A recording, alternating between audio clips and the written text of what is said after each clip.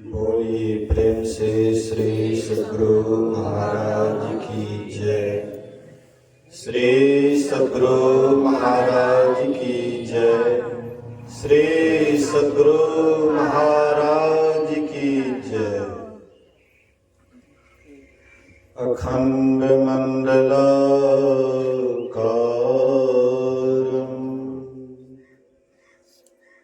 व्याप्तं येन चराचरं तत्पदं दर्शितं येन तस्मै श्री गुरुवे नमः। धन्य धन्य सतगुरु सुखद महिमा कहे न जाए। जो कछु कहूँ तुम्हारी कृपा मोते कछु न बसाए। सर्वत्र सर्वदा वर्तमान सद्गुरु महाराज जी के पावन चरणों में कोटि कोटि नमन। उपस्थित गुरुजन, धर्म प्रेमी सत्संगी बंधुओं, पूजनीय माताओं तथा भक्तिमती बहनों, बड़े हर्षोल्लास के साथ डॉक्टर बिरबल कुमार के पुत्र के जन्मदिन के अवसर पर हम लोग यत्र तत्र से एकत्र होकर प्रातःकालीन सत्संग में उपस्थित हैं। गोस्वामी तुलसीदास जी महाराज कहते हैं, रवि पंचक जाके नहीं ताही चतुर्थी नाही। तेही सप्तक घेरे रहे कबहू तृतीया नाही। रवि पंचक जाके नहीं। बढ़िया से ध्यान दीजिएगा। बोलिए श्री सद्गुरु। ध्यान दीजिएगा। रवि पंचक जाके नहीं। रविवार का 5वां दिन गुरुवार होता है। कहते हैं जिनके जीवन में संत सद्गुरु नहीं मिला है,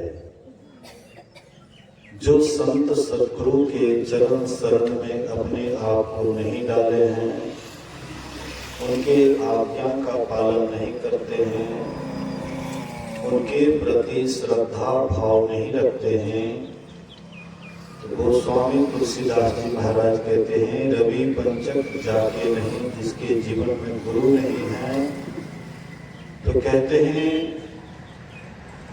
रवि पंचक जाके नहीं ताही चतुर्थी नहीं।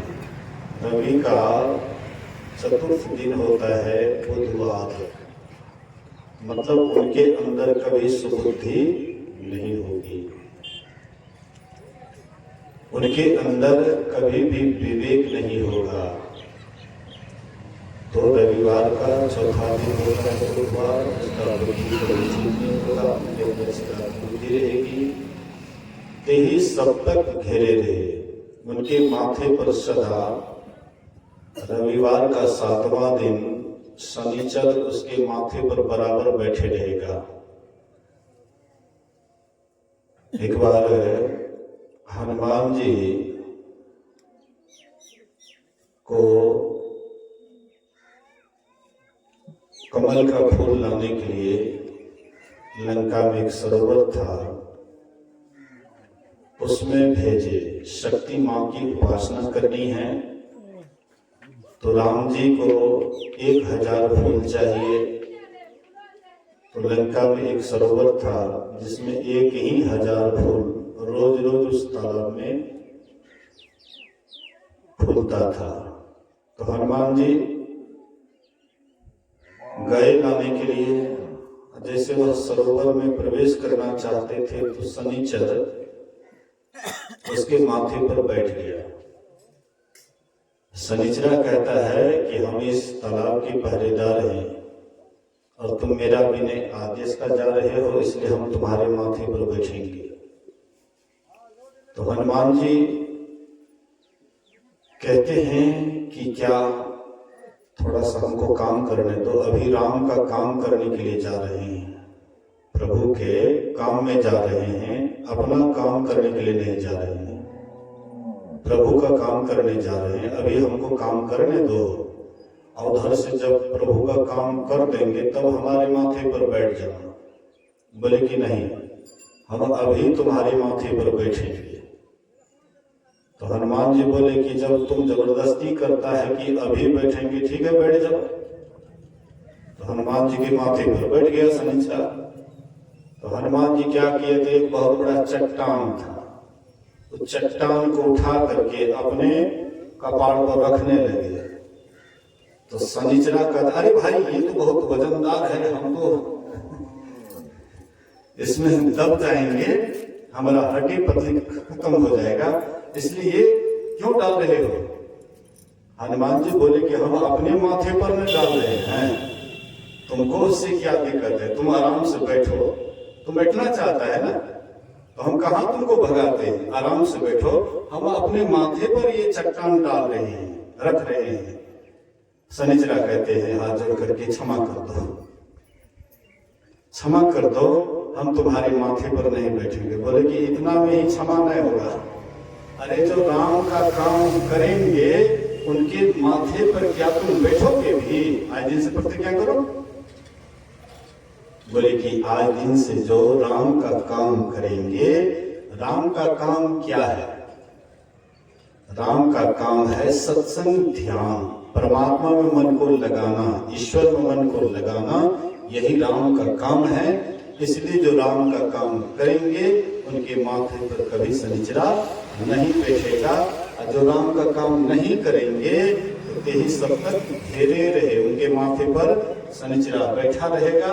चाहे कितना हो आप पीपल के वृक्ष के पास जा करके तेल जला करके, तेल दीपक दे करके वहां पर सोचते हैं, बहुत आदमी शनिचरा कटाने के लिए जाते हैं पीपल दास के पास, सत्संग का तेल जला करके और क्या क्या प्रक्रिया पंडित जी बताते हैं। लेकिन आपको बिना कहे सुने अगर परमात्मा से स्नेह कीजिए, परमात्मा से प्रेम कीजिए, सत्संग और ध्यान कीजिए, शनिचरा का पाप भी आपका कुछ नहीं बिगाड़ सकता। दावे के साथ संत महात्मा कहते हैं कि सत्संग ध्यान बराबर करो, यही तुम्हारा निज काम है। संसार का जो भी काम कर रहे हो ये तुम्हारा काम नहीं है, सत्संग ध्यान ही है हम आपका निज काम है। इसलिए गुरु महाराज जी कहते हैं, नित्य सत्संगति करो बनाए, अंतर बाहर द्वैविधि भाई, धर्म कथा हर सत्संग, अंतर सत्संग ध्यान अभंगा। नित्य सत्संगति करो बनाई, रोज रोज सत्संगति बना करके करो। संत तुलसी साहब कहते हैं, ठाठ ठठ सत्संग करीजे।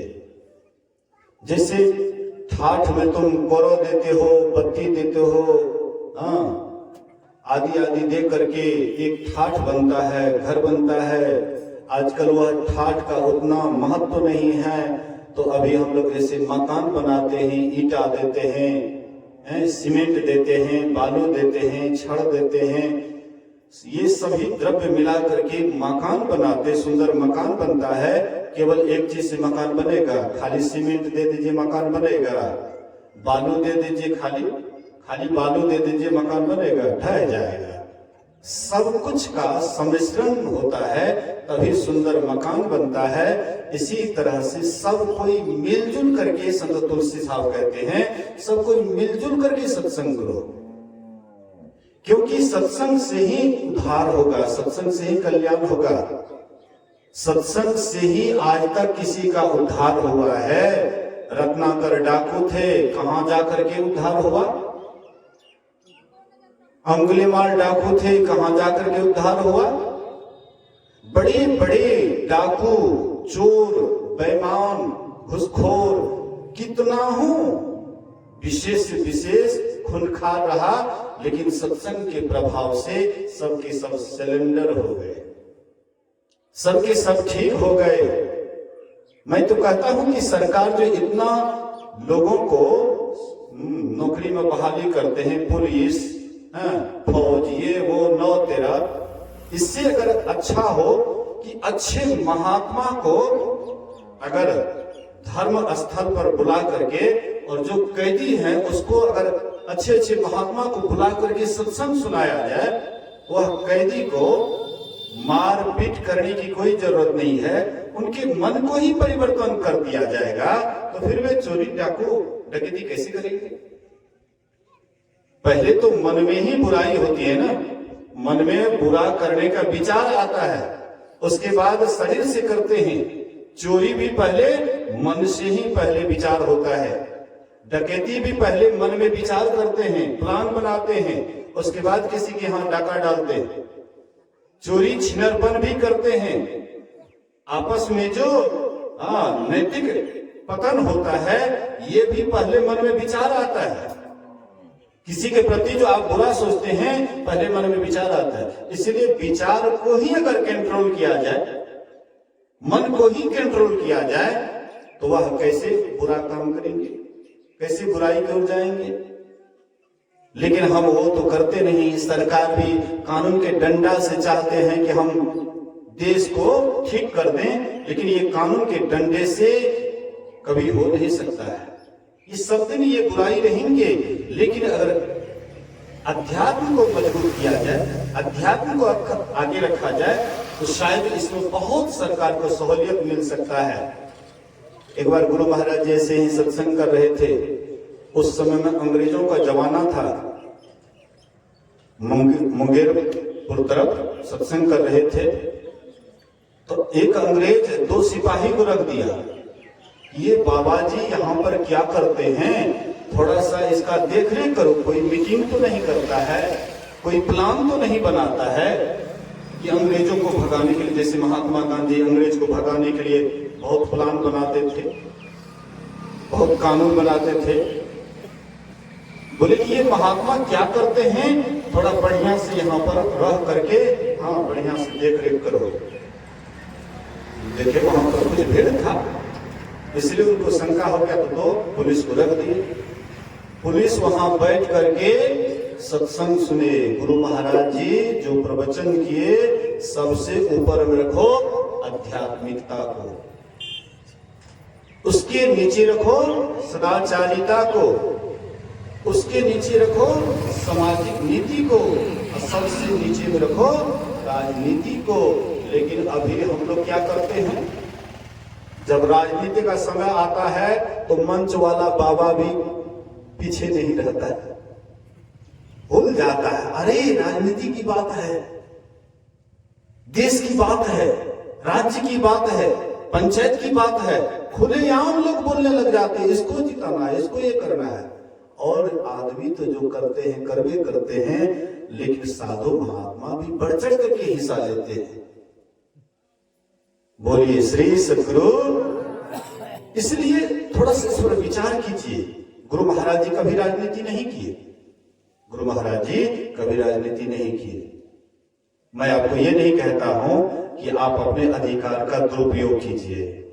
साधु भी हैं तो वोट डालें, एक वोट डालने का सबको अधिकार है, लेकिन ये नहीं है कि ग्रुप बनाना है या इसको करना है उसको करना है, ऐसे करो वैसे करो।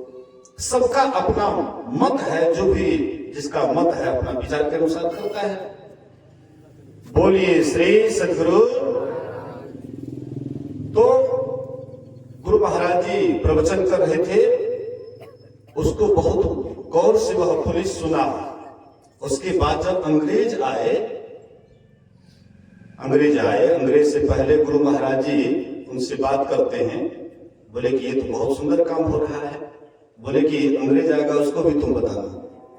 तो अंग्रेज आए, बोले कि यहाँ पर क्या हो रहा था। बोले कि ये काम अगर हो, हर जगह हो और लोग इसको सीखे तो शायद हम लोगों को पहरा करने की कोई जरूरत नहीं होगी, पहरेदार की जरूरत नहीं होगा। सब अपने आप में जब ईमानदार हो जाए, सब अपने आप में, लेकिन सब अपने आप में ईमानदार कैसे होगा? जब तक अध्यात्म ज्ञान से नहीं जुड़ेगा, एक सूत्र से जब तक नहीं जुड़ेगा, तब तक सबके अंदर में ये भाव नहीं आ सकता है। गुरु महाराज कहते थे कि मुसलमान सामूहिक प्रार्थना करते हैं मस्जिद में। शुक्रवार के शुक्रवार सामूहिक प्रार्थना करते। सामूहिक प्रार्थना बहुत बल होता है। आज देखते हैं हिंदू में मंदिर कमी नहीं है, जहां चौक चौराहा है सब मिल करके मंदिर बना देते हैं, लेकिन एको को जाता है वहां पर प्रार्थना करने के लिए कि सब आदमी एक जगह होकर के एक साथ बैठ करके प्रार्थना करें। एक प्रेमानंद बाबा जो भी चतुरानंद बाबा के साथ साथ घूमते हैं, उनका घर मुंगेर जिला पड़ता है, तो वहां पर एक काली का मंदिर है। तो वहां के राजपूत वहां पर कुछ विशेष हैं, तो बोले कि भाई ये मंदिर बनाए हो तो इसका सदुपयोग करो। मतलब सब आदमी एक साथ शाम, कम से कम शाम के शाम, सुबह को अगर फुर्सत न मिले तो शाम के शाम एक जगह होकर के प्रार्थना करो। यहाँ पर मानगंज में भी काली माँ का मंदिर है, तो यहाँ पर कीर्तनिया चले जाते हैं, अपना गा बजा लेते हैं और आदमी को कोई मतलब नहीं, चंदा देने के लिए दे देते हैं, मंदिर बना दिए हैं, लेकिन कोई मतलब नहीं। कम से कम शाम को सब आदमी एक जगह बैठ करके या खड़े होकर के प्रार्थना करनी चाहिए, कोई मतलब नहीं है। तो गुरु महाराज कहते थे कि सबसे ऊपर में रखो आध्यात्मिकता, अध्यात्म ज्ञान को सबसे ऊपर रखो। और जहां का व्यक्ति अध्यात्म ज्ञान से जुड़ा होगा, जहां के व्यक्ति अध्यात्म ज्ञान को मानने वाले होंगे, वहां का व्यक्ति जरूर सदाचारी होगा, पंचपाप को त्यागने वाले होंगे। जहां का व्यक्ति सदाचारी होगा, पंचपाप को त्यागने वाले होंगे, वहां की सामाजिक नीति अच्छी होगी। वहां पर कोई किसी को कुदृष्टि से नहीं देखेंगे, किसी का सामान कोई नहीं उठाएंगे, सोचेंगे कि हम इसका सामान क्यों उठावे। उनके अंदर ईमानदारी आ जाएगी। वहां पर ताला लगाने की अब जरूरत नहीं पड़ेगा कि घर में ताला लगाना है, पता नहीं कौन उठा लेंगे। मैं आश्रम वहां पर बनाया हूं, बीच बात में ताला लगा करके रखना पड़ता है, नहीं तो कुछ दिन खुले भी था। अभी भी कोई सामान बाहर में रहता है, लोग उठा पटा करके चल देता है। सत्संग तो होते रहता है, लोग सुनते रहते हैं, और वो बाद के लोग तो बेसी सुनते हैं, लेकिन कोई अंतर नहीं पड़ता है। हाँ, कुछ मैं ये नहीं कहता हूं कि सब आदमी ऐसे ही हैं, कुछ ऐसे भी हैं जो देख रेख भी करते हैं, अरे महात्मा का सामान काहे उठाते हो, लेकिन कुछ ऐसे भी हैं कि कोई नहीं देखा, सामान ले लिया तो बस फिर घूम करके आना मुश्किल हो जाता है। इसलिए गुरु महाराज जी कहते थे, गुरु महाराज जी का ये वचन है, और बाबा साहब गुरु महाराज जी को ये बोले थे, लाला सबसे ऊपर में रखो आध्यात्मिकता को, उसके नीचे रखो सदाचारिता को, उसके नीचे रखो सामाजिक नीति को, और सबसे नीचे में रखो राजनीति को। गुरु महाराज जी के हम संतान हैं, हम लोग सब कोई उनके संतान हैं।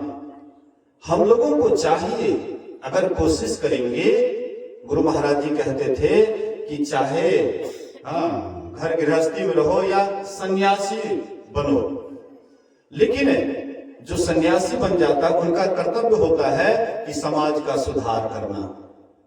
तो जो सन्यासी है, साधु हैं, उनका काम है यह काम करना, लेकिन सब कोई मिलजुल करके करते हैं तो और बल मिलता है।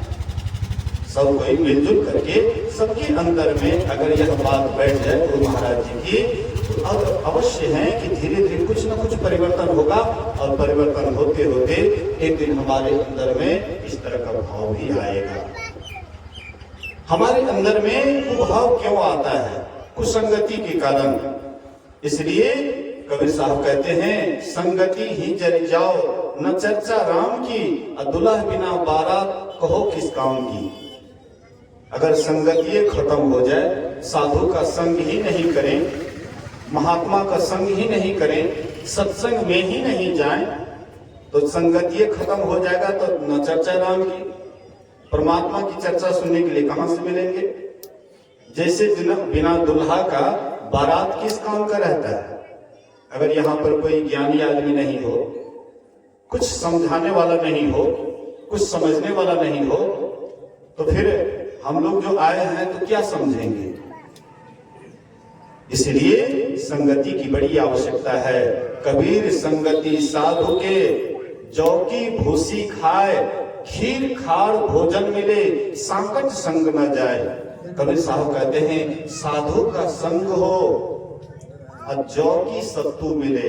पहले जौ उपजता था, आजकल तो लोग उधर से खरीद करके हाइब्रिड गेहूं लगाते हैं, उसमें जौ नहीं होता। लेकिन अपने घर का जब लोग बॉक करते थे तो उसमें कुछ ना कुछ जौ मिल जाता था, और खेत में जौ, हम भी देखते थे कि खेत में जौ होता था, तो जौ की सत्तू बनाते थे। कबीर साहब कहते हैं कि अगर तुमको जौ की सत्तू मिले तो पर भी साधु का संग करना। रुखा सुखा खाए कर ठंडा पानी पी, देख बिरानी चुपड़ी मत ललचाओ जीव।